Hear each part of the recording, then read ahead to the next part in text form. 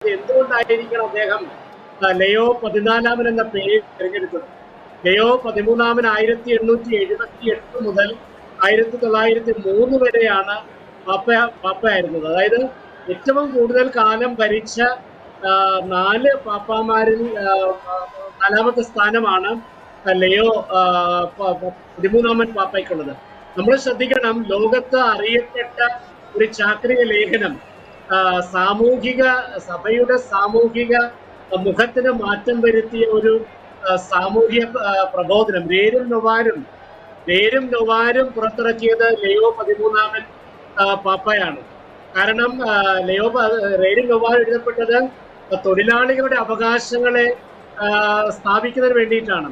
തൊഴിലാളികൾക്ക് അവകാശങ്ങൾ സ്ഥാപിച്ചു കിട്ടണം, അവർക്ക് അവരുടെ ജോലിക്കനുസരിച്ചുള്ള വേതനം കിട്ടണം. അങ്ങനെ